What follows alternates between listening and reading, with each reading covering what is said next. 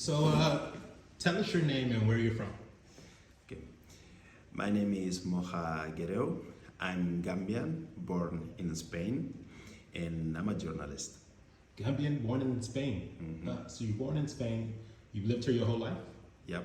Have you ever been back to Gambia? Yeah, I've been recently, like 1 month ago. I want to make sure I say it correctly. Gambian. Yeah, Gambia. Gambian. Yeah. How often did you go back home to Gambia? Oh, I was this summer, but the last time I went to Gambia was 9 years ago. 9 years ago. Yeah, like a lot of time. Why such a long time without visiting? Because at that time I just finished the university, so I started my working career. Then the pandemic came and everything. So after the pandemic, I was like, oh, this is the moment. Now I'm working. I have the money to go. Because when you go home to visit, you have to go with money for the family. For the family, you cannot show up with no money. No. So you cannot go with your empty pockets. And it was really nice to meet my huge family, because I have a really huge family. My grandmothers who are still alive, my grandparents, my granddads are not alive, but I have like cousins, aunties, uncles. I have a lot of family, so it was good. Cool. So you're a journalist. Yeah, I'm a journalist. What do you specifically cover or write about as a journalist? I specifically cover issues about race, migration, and identity. This is what I Here in Madrid. Yeah, in Madrid, I do stories like in Spain mostly. I even also have the opportunity to participate in European projects also, and it's nice to cover these issues because in the Spanish media this is not covered almost. We are only a few journalists who have that interest and that focus, and it's really interesting to show these stories of the Black, Asian, Latino, Romani people in Spain, how they're living, and which are the struggles they're facing in there every day. Does the non-Black Spanish community, how do they feel about you reporting on the experience of Black, Asian, Latino community? I mean Hispanic community, yeah. I think there are different reactions. I think there is an important part who reacts really nice, who are interested, and who are trying to change their mind, because we all learn racism since we are a child. And I think more and more in the Spanish society there are people who are trying to change that and who are trying to change their mindset. In the other hand, we have structural racism in Spain. You can find the racism in migration. Spain is the south border of Europe, so here there is a lot of people who try to get into Europe through Spain. And also you can find racism in housing, education, and the economic system. You want to find a job like almost everywhere. This is what structural racism is, and this is something that we are fighting every day. People are organizing, but it still is excluding like Black, Latino, and all these communities who are facing this racism. Okay. What would you say? How would you describe the Black experience in Spain? Because in the U.S., and one of the reasons I do these interviews, is to help my community back home, African Americans, see and learn about the experiences of Black people in other countries. Many people will see this interview and they will be like, Black people live in Spain? Right? So, what would you tell those people about the Black experience in Spain? Something that I find curious is that we know a lot about the Black people in the US. But we don't. Black people in the US don't know nothing about Black people in almost everywhere outside the US, which is deeply rooted in this kind of imperialism that we have. That being said, I think the experience of Black people in Spain has a lot of similarities with somebody from the US, because we face the same struggles, but you can see differences in the culture or in the political issues, and that make the differences from one country to another. I think one example is racial profiling by the police.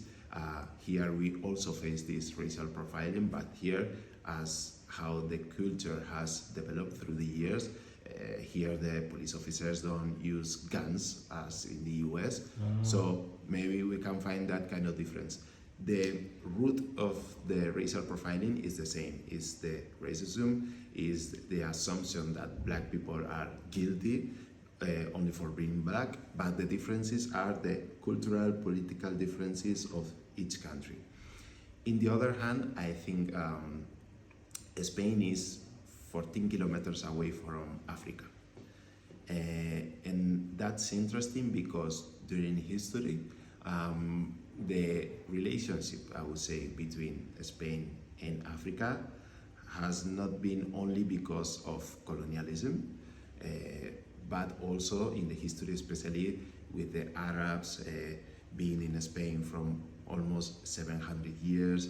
All that story has shaped the story of Spain and the presence also of black people in Spain, even way before colonialism. So I think that's something interesting, and there are a lot of similarities, but also some differences and some particularities. So you talk about there are some similarities between the black experience here in Spain and the black experience in the US. When you talked about the structural and institutional racism, I'm curious though, because in the US we have that, but we also find a way to create happiness and joy for ourselves through music, fashion, art, dance, right, entertainment, creativity, all of those things. How does the black community in Spain create a sense of joy and happiness despite or in spite of the structural racism? I think this place where we are, Espacio Afro, is a good example of that. The 8 people who are part of Conciencia Afro, we are 8 in the team. We all are activists, we all are fighting against racism in our everyday, but also we created this place to put our culture, the African culture, the black culture, like in the spotlight, to do activities, to give the chance to the different people who probably won't have the opportunity like in other stages, but here they can find a stage. And that's what we do here. Here I really enjoy coming to here because of the a lot of people coming here, different people who come from different parts of the country and stop in Espacio Afro and visit us, people who are always sending us projects to do here, and that's really nice because here you are meeting the black population in Spain in all their differences, and that's really interesting. And of course, we have singers, dancers, actors, everything. We also dance.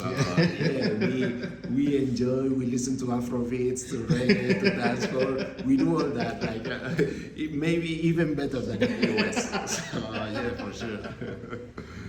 The first night that I got here, one of my colleagues said she went to a party and it was nothing but all black people, and it was such a vibe. Dancing, everyone was so cool and connected, and it was Afro beats, hip hop, rap.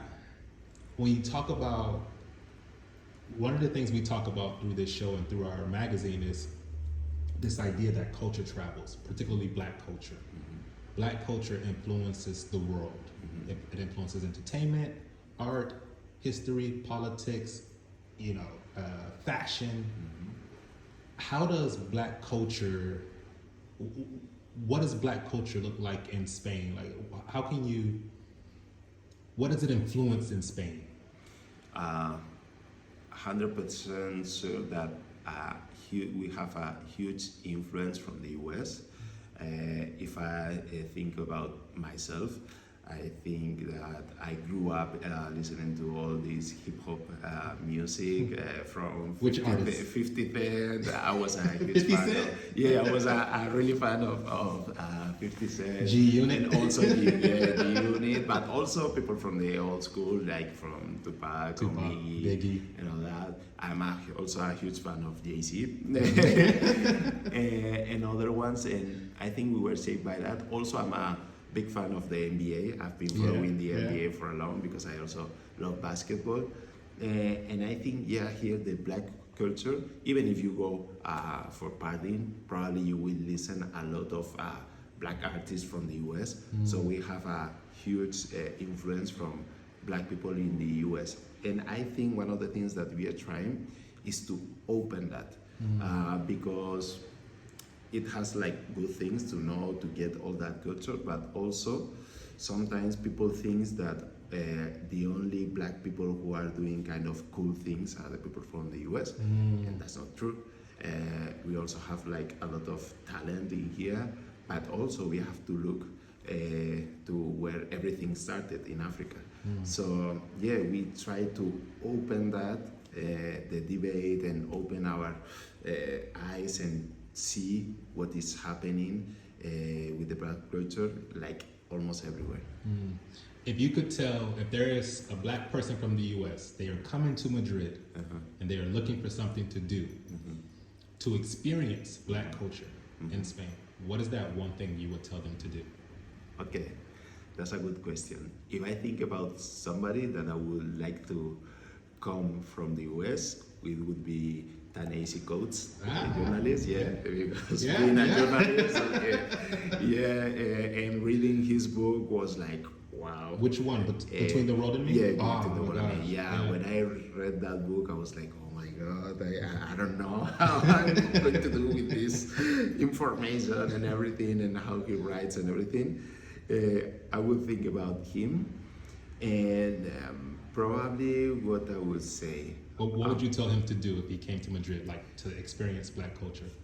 To experience. To go to a club? Should he come here? Like, what should he do? I would invite him to the festival that we organize in Conciencia Afro. Festival? Yes. Tell me more. We organize a festival. It's in October, the 14th and 15th of October. It's going to be our 7th edition. And in this festival, there are like from different Afro market to concerts, to talks, activities for kids, and like a lot of things. Families come, people from different parts of Spain come to this event on the weekend. We also have a party at night. We have a full agenda, African food, of course. So I would invite him to visit us and to enjoy this festival. And I think he would like get a taste of what we do, like in our everyday.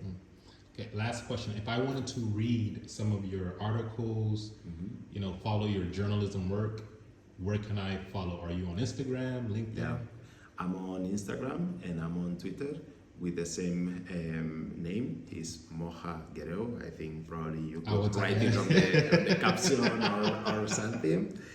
And they could find there my work, what I do, my articles. I publish also a book and different things. So there people can find me. Awesome, bro. Thank you, man. I appreciate it. Appreciate it. Good luck with everything. Thank you. Thank you.